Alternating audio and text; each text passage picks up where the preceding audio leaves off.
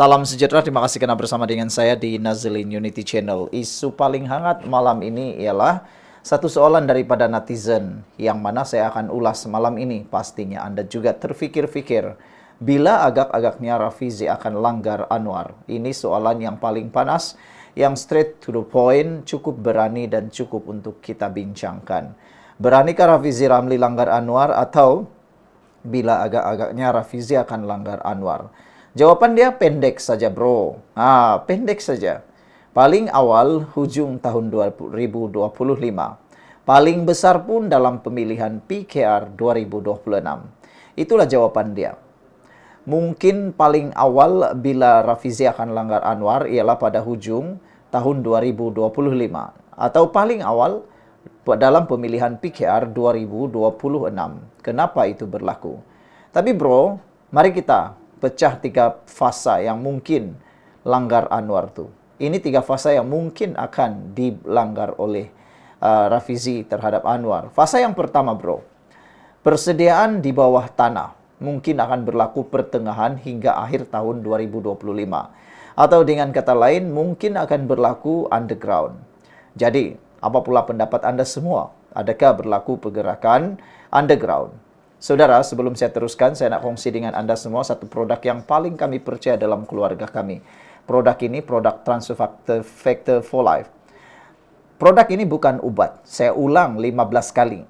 Produk ini bukan obat.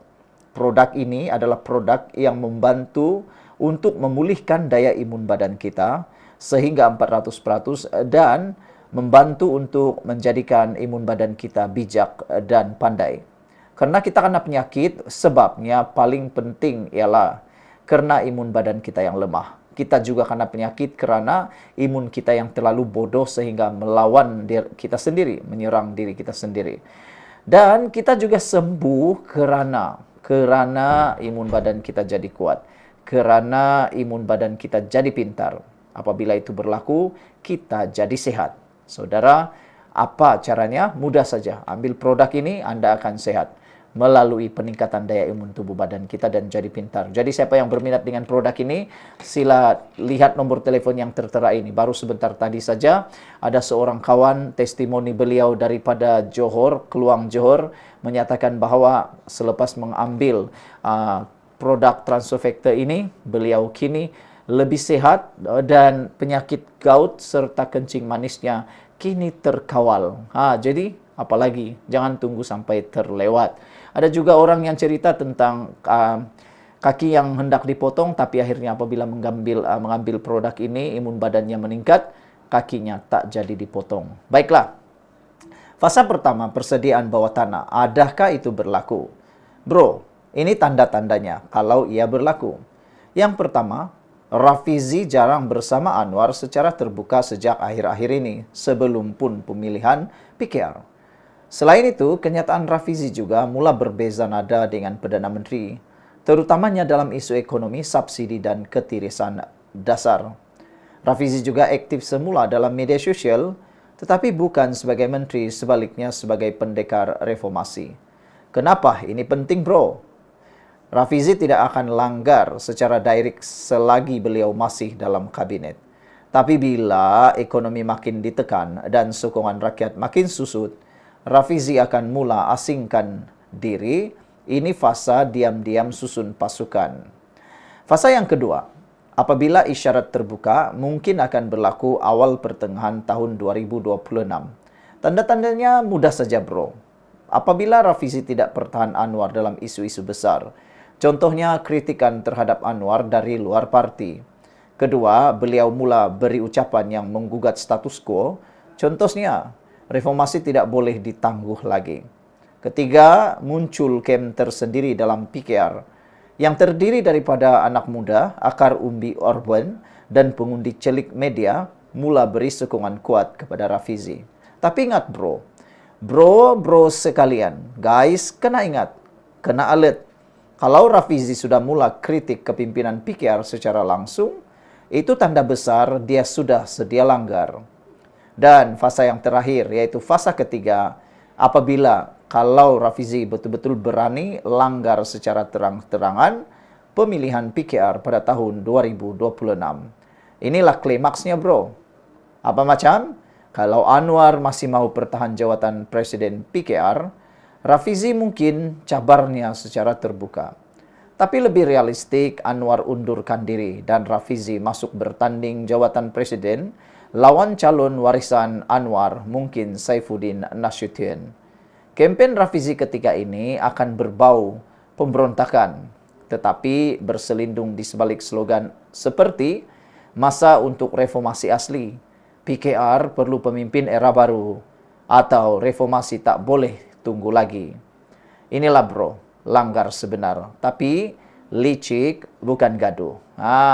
Itu paling penting sekalian. Ini yang dikatakan langgar sebenar, tapi licik bukan gaduh. Secara final analisis ataupun analisis keseluruhannya, Rafizi ini bukan seperti Azmin, yang mana bertindak bodoh, melanggar secara terang-terangan, lepas itu mengkhianat pula parti. Rafizi bukan seperti Azmin. Dia tak akan langgar guna pintu belakang. Tapi kalau dia nampak Anwar gagal kawal negara, gagal kawal parti, dia akan langgar dengan gaya teknokrat dan intelektual. Tak lama lagi kita akan nampak fasa pertama, especially kalau ekonomi makin teruk dan mood rakyat makin muram. Apa pula pendapat Anda tentang isu itu? Benarkah, beranikah Rafizi langgar Anwar? Apa pula keuntungannya kalau Rafizi langgar Anwar? Sekian dulu untuk kali ini, jumpa lagi. Salam sejahtera, terima kasih karena bersama dengan saya di Nazilin Unity Channel. Tajuk paling panas hari ini ialah Rafizi nak tumbangkan Anwar, reality atau propaganda. Saudara-saudara sekalian, adakah benar Rafizi akan menumbangkan guru kepada beliau dalam bidang politik, yaitu Anwar Ibrahim? Mahukah Rafizi tumbangkan Anwar Ibrahim? Adakah ini satu reality atau hanya satu propaganda yang dimainkan oleh musuh politik PKR? Desas-desus semula kedengaran. Rafizi Ramli, orang kanan Anwar, mastermind strategi PRU 15, kini dikatakan sedang merancang untuk menumbangkan Anwar sebagai Presiden PKR. Betulkah? Betulkah dan betulkah? Atau ini cuma mainan politik dalaman yang dibesar-besarkan? Mari kita bongkar fakta, strategi, dan realiti sebenar di sebalik cerita panas ini. Retaknya hubungan Anwar Rafizi. Lepas PRU 15, Rafizi dilantik sebagai Menteri Ekonomi.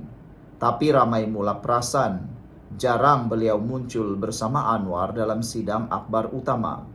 Ada pula isu berbangkit seperti kenyataan Rafizi yang kadang-kadang bertentangan dengan naratif Perdana Menteri. Contohnya, isu data ekonomi, penyasaran subsidi, atau langkah pemotongan perbelanjaan. Suara Rafizi agak berani dan berdiri sendiri.